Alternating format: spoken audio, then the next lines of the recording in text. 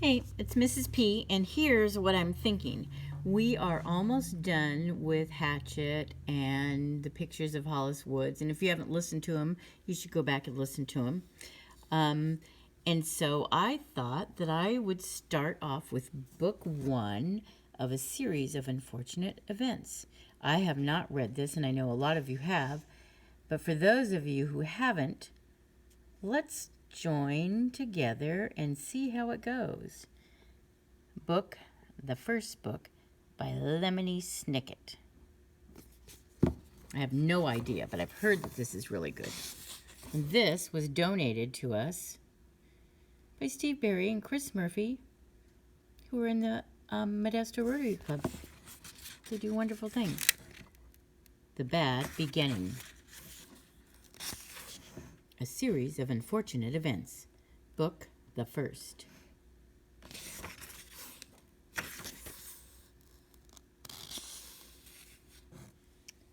To Beatrice, darling, dearest, dead.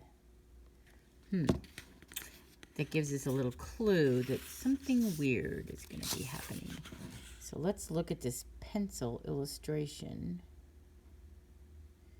Oh, and I forgot to tell you who the illustrator was. So as soon as I show you this. So there's a train car, and there is a fire truck. And there's big buildings. The illustrator, because I think that that's important that you know that, because some illustrators work with authors all the time, and some just do random stuff. Illustrations by Brett Hellquist. So if you like these illustrations, sometime you should look him up and see what else he draws. Chapter 1.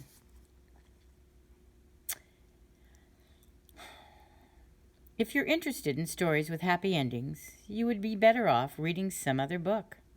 In this book, not only is there no happy ending, there is no happy beginning and very few happy things in the middle. This is because not very many happy things happened in the lives of the three Baudelaire youngsters. Violet, Klaus, and Sunny Baudelaire were intelligent children, and they were charming and resourceful and had pleasant facial features. But they were extremely unlucky, and most everything that happened to them was rife with misfortune, misery, and despair. I'm sorry to tell you this, but that is how the story goes. Their misfortune began one day at Briny Beach. The three Baudelaire children lived with their parents in an enormous mansion at the heart of a dirty and busy city, and occasionally their parents gave them permission to take a rickety trolley. The word rickety, you probably know, here means unsteady or likely to collapse. Alone to the seashore, where they would spend the day as a sort of vacation as long as they were home for dinner. This particular morning it was gray and cloudy, which didn't bother the Baudelaire youngsters one bit.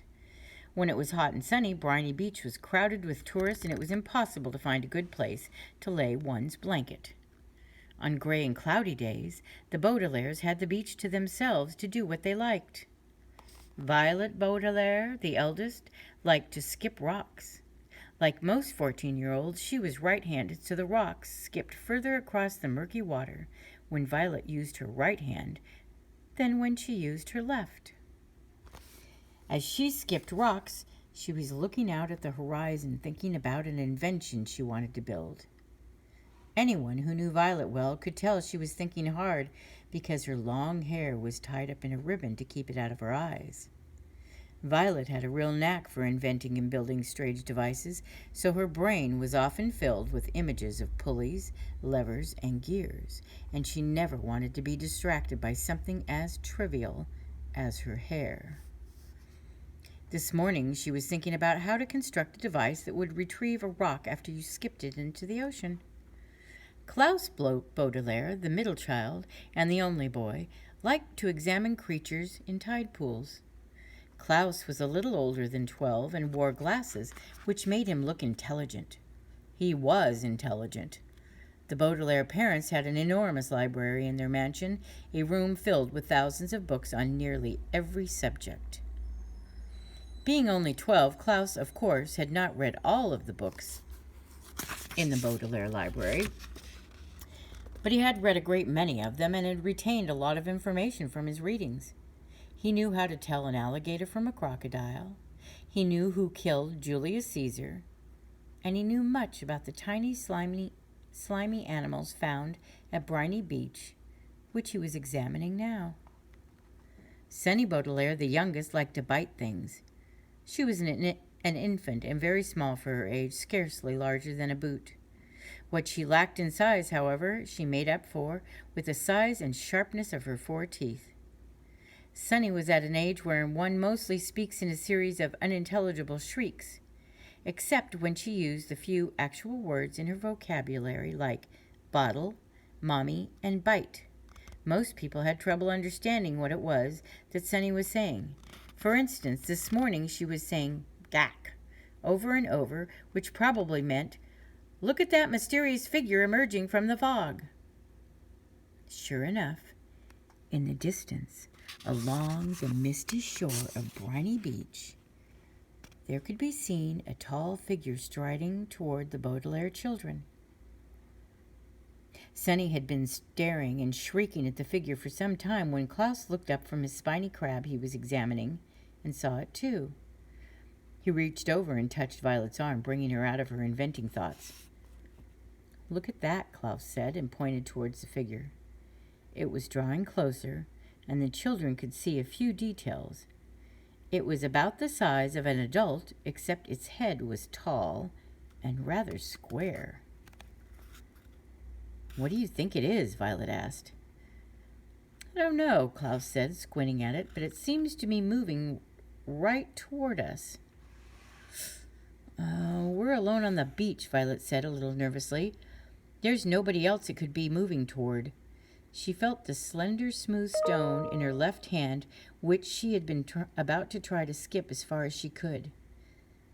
She had a sudden thought to throw it at the figure because it seemed so frightening.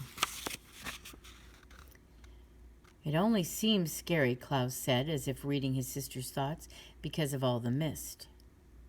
This was true. As the figure reached them, the children saw with relief that it was not anybody frightening at all, but somebody they knew, Mr. Poe. Mr. Poe was a friend of Mr. and Mrs. Baudelaire's, whom the children had met many times at dinner parties. One of the things Violet, Klaus, and Sunny really liked about their parents was that they didn't send their children away when they had company over, but allowed them to join the adults at the dinner table and participate in the conversation as long as they helped clear the table. The children remembered Mr. Poe because he always had a cold and was constantly excusing himself from the table to have a fit of coughing in the next room. Mr. Poe took off his top hat, which had made his head look large and square in the fog, and stood for a moment, coughing loudly into a white handkerchief. Violet and Klaus moved forward to shake his hand and say, "How do you do?" "How do you do?" said Violet. "How do you do?" said Klaus. "Oh, yeah," said Sunny. "Fine, thank you," said Mr. Poe. But he looked very sad, and for a few seconds nobody said anything, and the children wondered what Mr. Poe was doing there at Briny Beach when he should have been at the bank in the city where he worked. He was not dressed for the beach. "It's a nice day," Violet said finally, making conversation. Sunny made a noise that sounded like an angry bird, and Klaus picked her up and held her.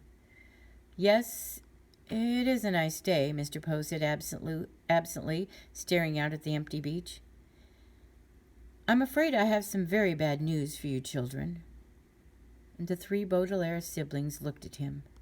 Violet, with some embarrassment, felt the stone in her left hand and was glad she had not thrown it at Mr. Poe. "Your parents," Mr. Poe said, "have perished in a terrible fire." The children didn't say anything. "They perished," Mr. Poe said, "in a fire that destroyed the entire house.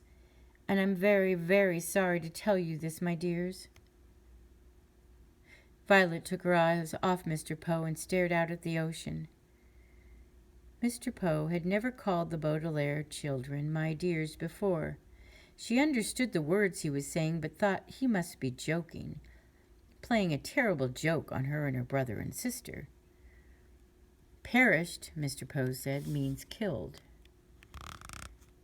We know what the word perished means, Klaus said crossly. He did know what the word perished meant, but he was still having trouble understanding exactly what it was that Mr. Poe had said.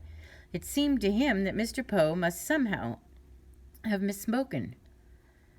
The fire department arrived, of course, Mr. Poe said, but they were too late. The entire house was engulfed in fire. It burned to the ground. Klaus pictured all the books in the library going up in flames. Now he'd never read all of them. Mr. Poe coughed several times into his handkerchief before continuing. I was sent to retrieve you here and to take you to my home where you'll stay for some time while we figure things out. I am the executor of your parents' estate, and that means I will be handling their enormous fortune and figuring out where you children will go. When Violet comes of age, the fortune will be yours, but the bank will take charge of it until you're old enough. Although he said he was the executor, Violet felt like Mr. Poe was the executioner. He had simply walked down the beach to them and changed their lives forever. Come with me, Mr. Poe said, and held out his hand. In order to take it, Violet had to drop the stone she was holding. Klaus took Violet's other hand, and Sonny took Klaus's other hand, and in that manner the three Baudelaire children, the Baudelaire orphans now, were led away from the beach and from their previous lives. We'll stop here, and next week we'll read Chapter 2. I hope you enjoy this. It looks like it's going to be very interesting. Bye.